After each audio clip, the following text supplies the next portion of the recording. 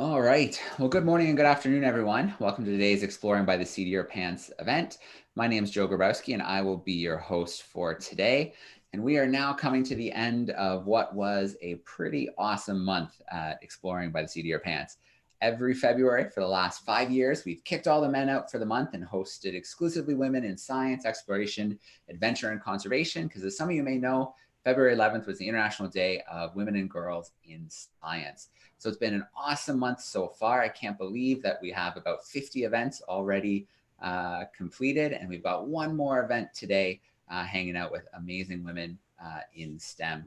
So we're really excited to be joined by Africa Flores-Anderson today. She's originally from Guatemala. She's a research scientist with the Earth System Science Center at the University of Alabama in Huntsville. As a National Geographic explorer, she's working with a team of scientists to forecast harmful algae blooms in Lake Atitlan. She also uses artificial intelligence to do this. She works with SERVIR, SERVIR, a joint initiative of NASA and the United States Agency for the Development, focusing on strengthening capacity of countries in Amazonia, West Africa, Eastern and Southern Africa, the Himalayas, as well as the lower Mekong regions, using Earth observation data and technologies to manage national resources or natural resources and environmental risk. So Africa, it's so great to have you joining in live today. We've got a great group of classrooms. We're excited to learn a little bit more about what you're able to observe with these satellites high above the Earth. Thank you. I'm very happy to be here. And I'm going to share my screen, so I will put some slides right now. And let me know if it's working. Can you see the slides? I can see them. We just need to go. There we go. Nice and full screen. Looks good. Nice. And thank you so much for the introduction and for the invitation, Joe. So we are going to start. So just a little bit of background of who I am and how did I get driven to do science, STEM, and work with satellite images. I'm originally from Guatemala, as it was mentioned before. It's the country of the eternal spring, but it's also a country that faces so many issues economically and in the development area as well. This is where I was born. This is actually my hometown, Retalhuleu, which is on the Pacific coast of the country. And I lived my childhood and adolescence there. I studied in private school with a scholarship since high school. And then I moved to Guatemala City, where I have to mention that living in the south part of the country, most of the agriculture of Guatemala is there. Agriculture is the most important economic activity of Guatemala. So most of the crops and are there in Guatemala. In Retalhuleu particularly is an area for agriculture. And I saw all the water, all the surface water that I had contact with was polluted when I was growing up. And I remember my parents talking about going to those rivers or lakes and playing with the water, fishing there. And I didn't have that opportunity because everything was polluted. So since then, my drive and interest to work in environment was born because I heard the stories of my parents. My country is so beautiful. It's one of the most beautiful countries in the world, I would say. The landscape, is surrounded by volcanoes and beautiful landscapes, but I didn't see clean water in the area where I was growing up. So I decided to study something related to environment, and the only career or the only faculty where I could find that was in agronomy in the public university. That's where I studied with a scholarship as well. I come from a family of limited economic resources, so by default, I had to go to the national university, which is free in Guatemala, and regardless, I still needed a scholarship to maintain myself in Guatemala City. And there I studied natural resources. So there was a lot of focus on forestry, water, and soil management. And it was a great background for the things that I wanted to do in the future. So I studied in Guatemala. My first job was there. My first job was at the Protected Areas Council that oversees all the protected areas in Guatemala. We have the largest forest area, conserved forestry area in Central America. And through that, I moved, through that work, I learned about Servir, which is a joint initiative between NASA and USAID to develop the capacity of countries to use satellite observation for environmental monitoring. So I moved to Panama to work in this project. And it was there when I started working with satellite data. In an empirical way, there was not that much free data available at the moment. Landsat, which is the US government, the USGS and NASA, a sensor that provides freely available data at 30-meter resolution, which is very good for environmental monitoring, didn't have the open policy that they had at the moment. So it was like a novel approach. But through Servir, we had access to that data. And then a few years later, they opened their catalog. And by opening their catalog, all the space agencies start also providing their data freely. And the paradigm, like the amount of information that we have today compared to when I started working on this is uh, immense. So working in Cadillac, I started working in Lake Atitlan. At the moment, when I was studying the university, I had the opportunity to travel to other parts of Guatemala. And I saw clean water for the first time. I went to the north of the country, to the highlands, and I saw these beautiful landscapes. Lake Atitlan is also it's a magical place. It's well known for the transparency of its waters. It's about like 20 meters transparent, which is very significant for a freshwater body, inland freshwater body. It's surrounded by volcanoes, and it's just amazing. And it's not only there, other parts of the northern of the country, the north of the country, where we still have forests and pristine environments, you can see this. And from my experience of growing up, not seeing clean water, clean surface water, this was amazing. And it drove me more to what I was doing, trying to preserve the beautiful landscapes that we have in Guatemala. So in 2009, a first algae bloom appeared in Guatemala, and it was news all over because this lake is known for being clean. It's the second most visited site in the country after the Mayan ruins that we have in Petén. And it covered about 40% of the lake. So we monitored the algae bloom using satellite images, a combination of different sensors, wherever we could access through our project, we use it, and we could monitor, it started like covering 5%, and then it went to 40%. It lasted about a month. And since then, I stay studying the lake.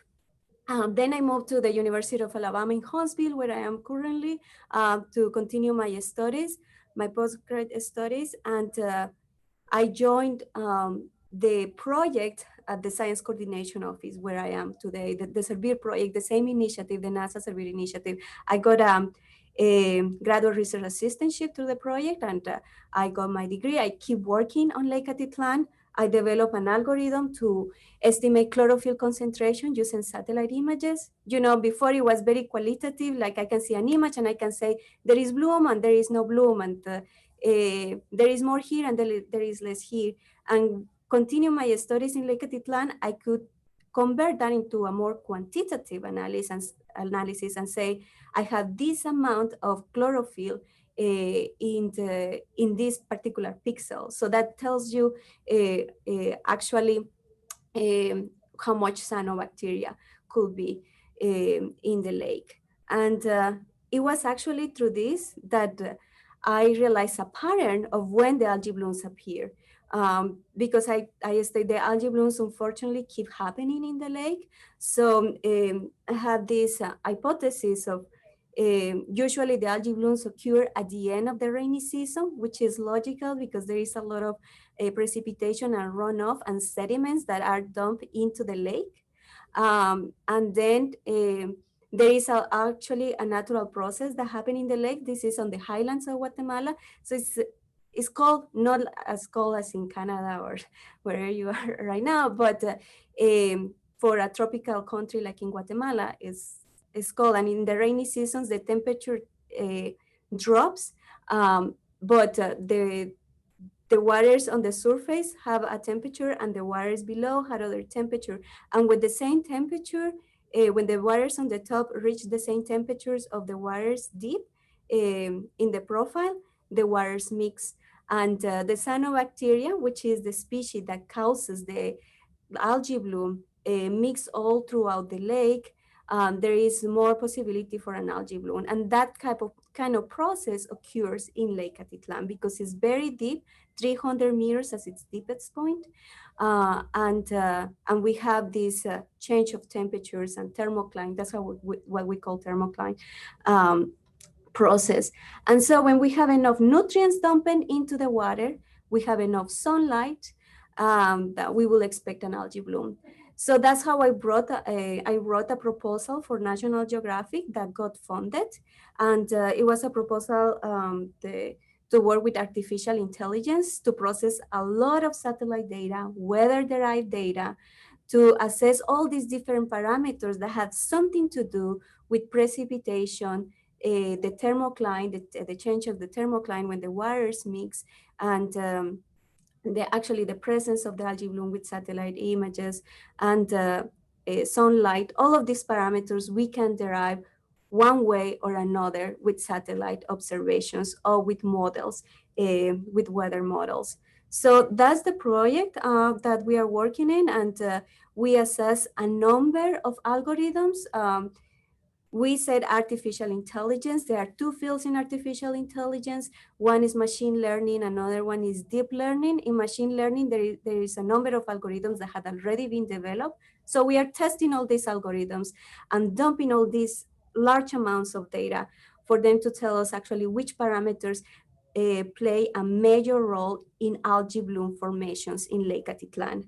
Algae blooms and formations in freshwater bodies is not an issue only for Lake Atitlan. This is happening worldwide. And there is a recent publication last year. This is a problem affecting all freshwater bodies around the world. And is related to our agricultural practices. There is a lot of runoff, sedimentation, and fertilizers that are being dumped into our freshwater bodies that are promoting algae blooms. And this is dumping more nutrients, therefore algae blooms, and eutrophication. And eutrophication of a lake means that the lake eventually is going to die. All lakes, have that process, but it takes centuries for it to happen. But we promote it with our actions as humans. As part of the work that I do with NASA Servir, we also we just finished a book, edited a book to use synthetic aperture radar, which is another source of satellite data. Everything that I talk about Lake Atitlan use optical data. There are images that when you see them, you can actually make sense. Blue is water. If you're looking in RGB in the true color, and green is forest, and you use that data to assess what is happening on the ground. But synthetic aperture radar is a new data set that now is freely available too, but it's called active remote sensing. So actually, when you see an image, it's only black and white, but it's giving you other type of information. It's giving you a structure of whatever is in the surface, and it's giving you moisture. And it's called active because the sensor senses on signal and then measures the signal that comes back. With optical data, we are measuring just what is being reflected by the sun. Or what is being reflected by the surface, by the temperature of the surface. So there are two type of data sets, and we are using all of them. All of them are available. The publication of this material, which is freely available online, has been outstanding because SAR hasn't been used that much for applications, and everything that we do in Servir is for an applied use. So that we have had overwhelming reception around the world for this, more than 300 accesses. And you say, well, maybe that's not that much, but these are very specific fields, and that's a lot for us. And we are expecting almost 500,000, and I'm pretty sure, by next year, it will be 1 million of accesses to this type of information. And that's what I do in a nutshell. That I have more examples, but I just focus on what I'm doing, what we are doing in Lake Atitlan. Working in this field, coming from Guatemala, I never expected to be doing this when I was growing up. So I just give you some general words of advice and the opportunities and challenges that I had been facing, I keep facing until today, is when you are working in science as a woman, and is take advantage of the existing opportunities, because even in a country with so many limited opportunities like in Guatemala, I still have opportunities, and I recognize them. I felt privileged for having them, and I took advantage of them when I had the opportunity. And another thing is believe in yourself always. This is the hardest, and I still have to deal with it, because this is a men dominated field. And in academia, you have to be stating your points and giving facts. And sometimes no one is against you. You just need to be strong and believe in yourself and your capacities. And obviously, I always have the support of my family. Don't forget about that, because issues are always going to exist, and never, never give up. Just keep doing and keep working hard. And you will be amazed of where you can end up. I never expected to be working for NASA. But that's all. And I leave it for questions. All right. Awesome. That's Thank my you. daughter. Yeah. Very cool. Well, thank you so much, Africa, for sharing. It's pretty amazing what we can do with technology, how we can observe our planet and track things, in ways that we never could before, making new predictions, watching as things unfold, things like that. It's pretty amazing what we can do now. And it's pretty amazing the work you've been able to do, going from into a field, like you said, very male dominated, and finding your way to NASA, National Geographic, and doing some really important work for countries around the world. So very cool. Thanks so much for sharing that with us today. Thank you. All right. Well, let's have a little chat with some of our classrooms. Let's see if they have some questions for you today. So let's start off. Let's go to Flemington, New Jersey. We've got some fifth graders hanging out with Miss Nagy. Let me get that microphone turned on. How are we doing, fifth graders? Good. So what is the most interesting that you like about your job? I think what I love the most is to be able to look at a satellite image and see the world in it. I did work in the field, working in the university. I'd focus a lot on forestry and forests. And you can get lost in the forest, in the tropical forest particularly, because it's very dense. And, sometimes you have to go to the field and measure these plots of forest. And you get lost so easily. You don't have GPS signal because the forest is so dense. Get tired to get to a point. Oh my God, I fainted more than once, I have to admit. And then you have a satellite image, and you can have a complete idea. Oh, the forest goes from here to this point. I don't have to be walking it. It will be great to be walking it, but I can have this assessment in a few seconds. I just see the image and I can see where the forest is and how dense it is, how healthy or how bad it is. So for me, that's the most interesting, and what it fills me of passion for what I do. All right, very cool. And it also makes it possible to monitor areas that are dangerous too, right? So areas that would be hard for people to get to or get into, now we can look at them from above, and we can figure out those important things like and such. Mm-hmm. All right. Let's see. Let's take a little trip now. Mrs. Wilcox Group is hanging out with us in Smithsville, Missouri. Let me get that microphone turned on. How we doing, Missouri? Good. All right. I see you're nice and close. Who's got a question for us? What inspired you to go into this study field? I think that my interest to do something related to environment and to protect the pristine environments that we still had in Guatemala, remaining the pristine environments that we still had in Guatemala, that was what drove my interest. And do you get to visit home often? Yes. Actually, through this Nat Geo project, I have had the opportunity to be in Guatemala several times now. Yeah, because with my day job, I focus in Amazonia in South America, and so didn't have like a justification to go to Guatemala. But as a research, I keep doing my work in Guatemala.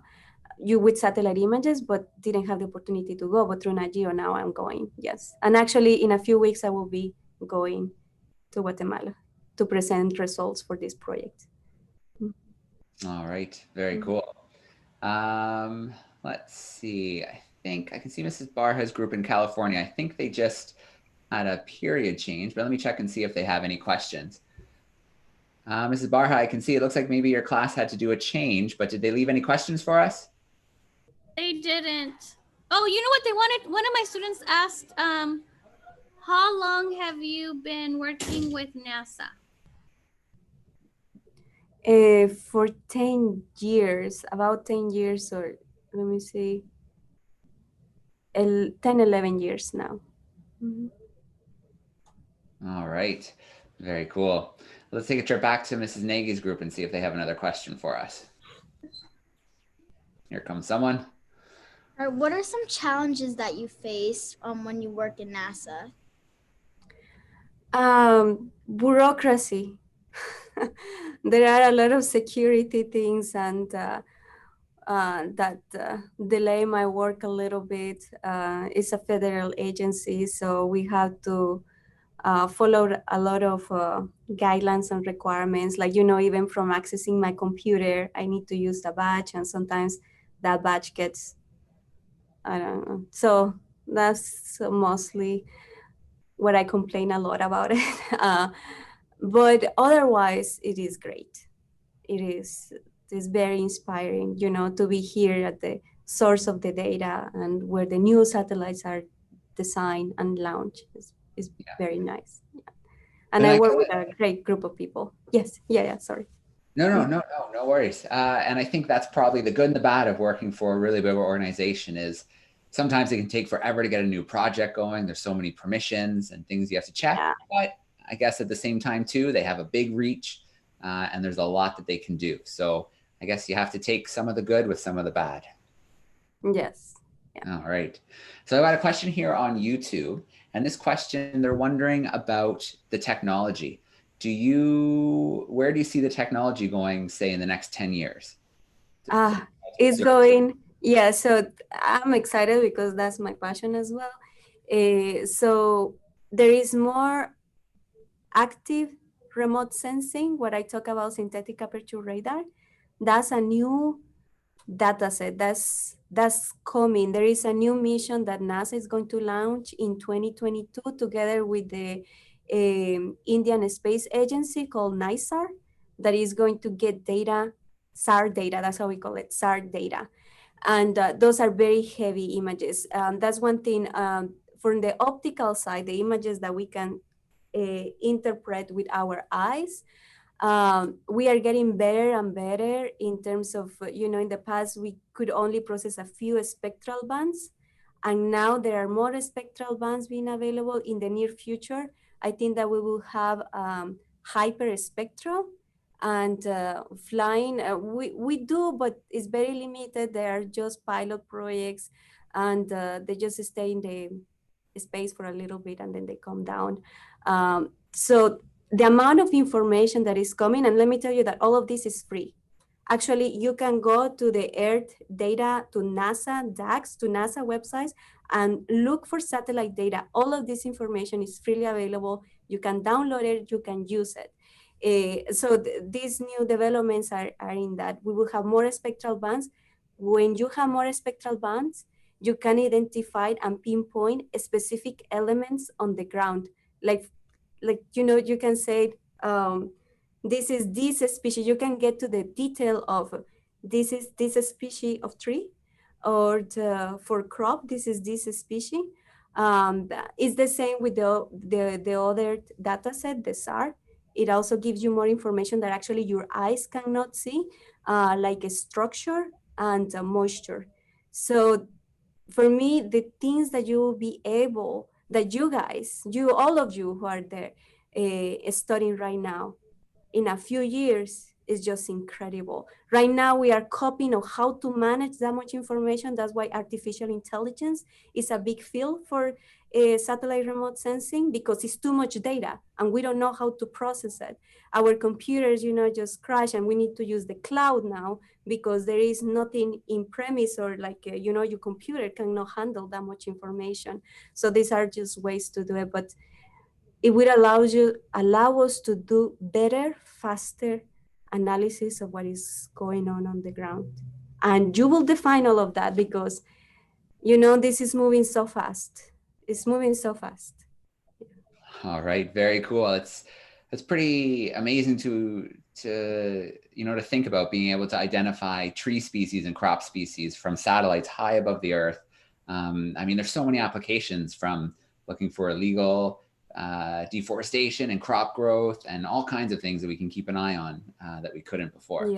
Yeah. Every element on the surface has its own spectral signature. So when we talk about hyperspectral data, you can identify that spectral signature and apply, for all this image, tell me where you can see that spectral signature, and that's how you can identify individual elements.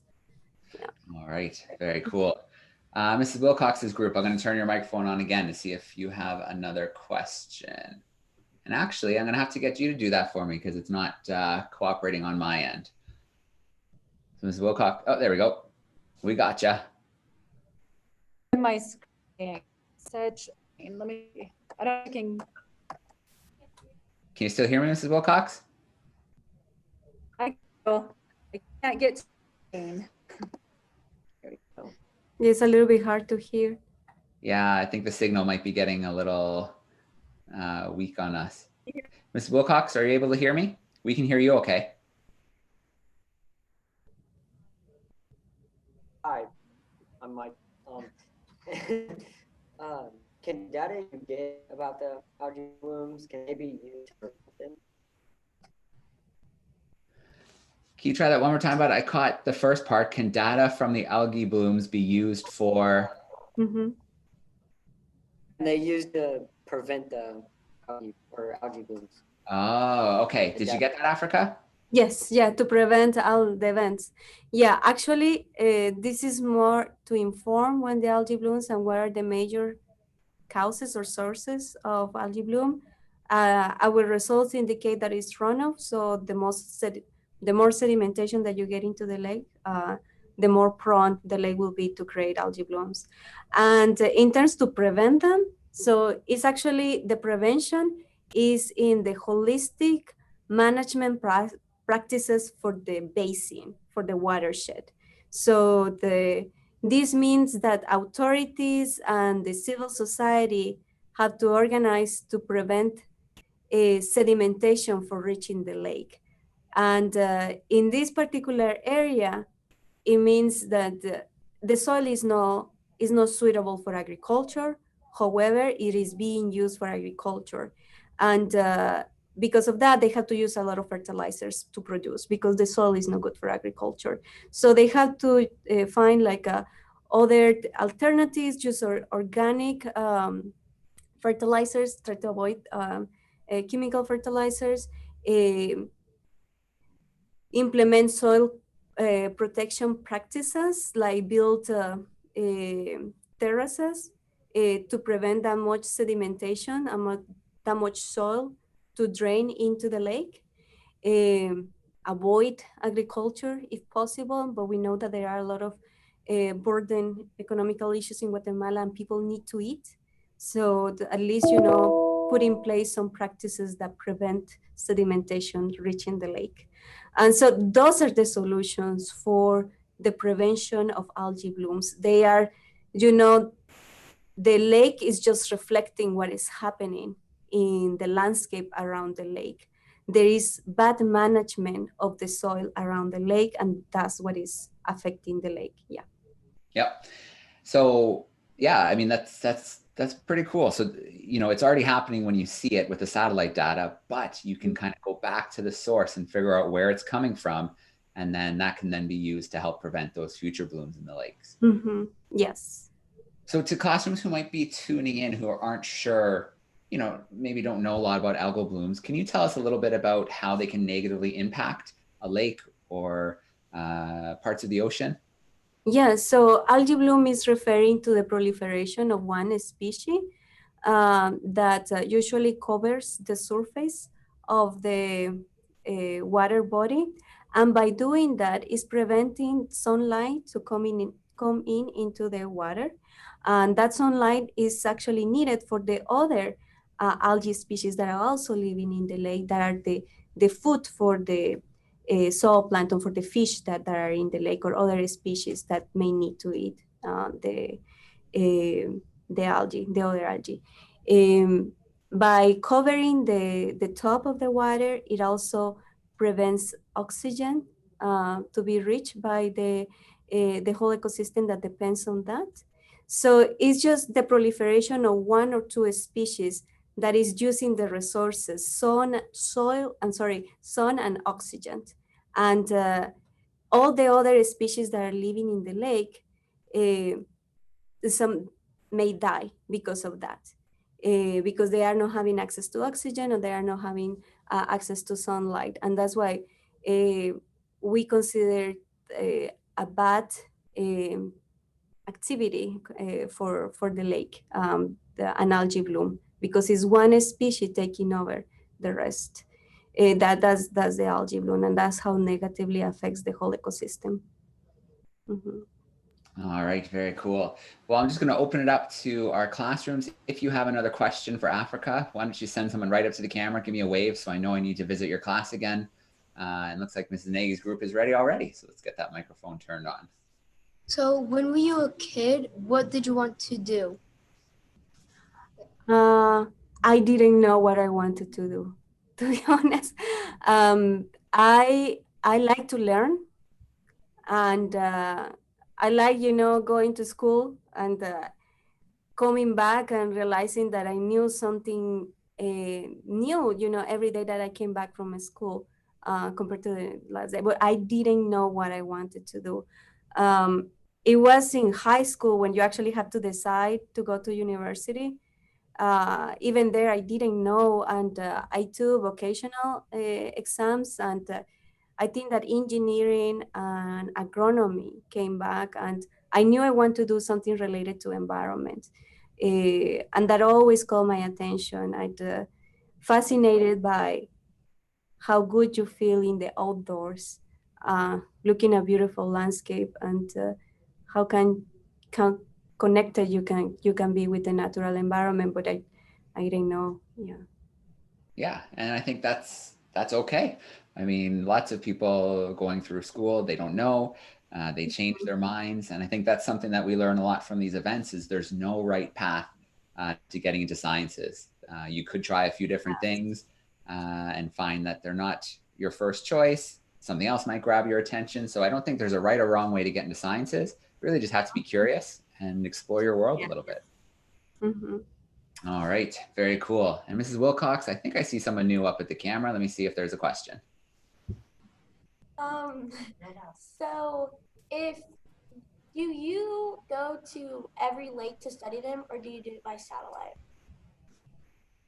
Yeah, for Lake Atitlan, I had been in the lake, but we can do a lot from satellite images. That's not to discard. We do need in situ data to do water quality analysis with satellite images. So we work with partners in these lakes that are collecting the in situ data, because we always have to calibrate the observation that we get from the satellite image with the real observation on the ground. So we always have to do work on the ground.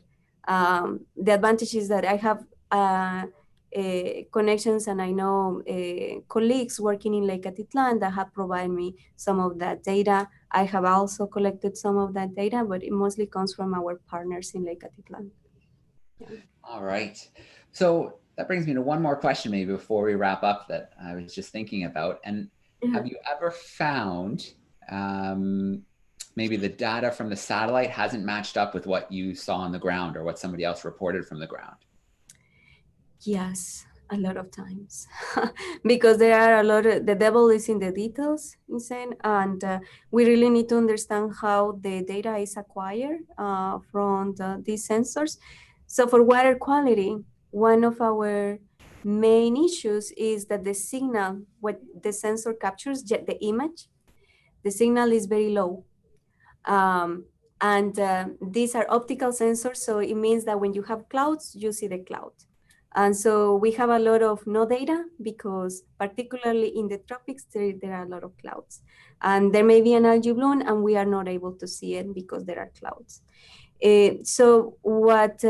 But the major issue is even when there are no clouds, you may still have some atmospheric events. Remember that what we are measuring is the signal of the water, what the water is reflecting, and all that has to travel from the surface to outer space where the sensor is. So it has to go all that way. So through processing techniques, we call atmospheric correction when we remove all that energy, because there is an addition of energy that is added by all that layer of atmosphere. So you may, when you have the image, you may get a signal that actually is not representing the ground, but is representing the effect of the signal with all that atmosphere. So we have to remove that. For water, it's very difficult because the signal is very low. So you have like 30% of the signal that the sensor gets comes from the water, and 70% comes from the atmosphere. So we had to remove all of that. And sometimes it's, even for algae blooms, there may be, you may say, oh, there is an algae bloom because I see a high signal here, but no, it's actually the effect of the atmosphere.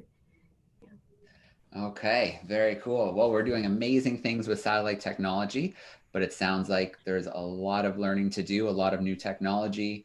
We're using artificial intelligence even more. So this could be a really good career for students to look at, because it sounds like it's something that we're only going to keep working on, and it's going to keep getting better and better. Yes, a lot of new data you can actually go and access. And artificial intelligence is used a lot already. Like face recognition, all the things that we see on our daily life, like how the credit cards are read. Everything is using artificial intelligence, and now we are applying that concept of that technique to environmental monitoring using satellite images. And I think that for the future of environmental monitoring, the use of satellite images is by default. That's where it's going. If you want to work in environment of protecting whatever it is, forest, water, soil, one way or another, you will need to rely on satellite images because it gives you a whole perspective of what is going on the ground, how it's changing, how fast it's changing, how healthy that ecosystem may be or not. We can get all that information using satellite images. All right, very cool. Well, shout out to our classrooms on YouTube. Thank you for joining us today. A shout out to our camera classrooms. Thank you for your great questions today. And Africa, thank you so much for taking some time from your day, for giving us a little peek into your world and a really cool potential career path for our students. Yeah, I hope that I inspired someone, and many of you follow this path, because it's super exciting, and there are so much new things and that you will discover with this new data. All right. Well, we are at the end of February. Thank you so much, classrooms. I hope everybody has a great weekend. I hope to see your classrooms again in March joining us. And I'm going to turn the microphones on. Boys and girls, a big goodbye and thank you for Africa before we sign off for today. Bye. Bye. All right. Thanks again for everyone for hanging out today, and we will see you in March.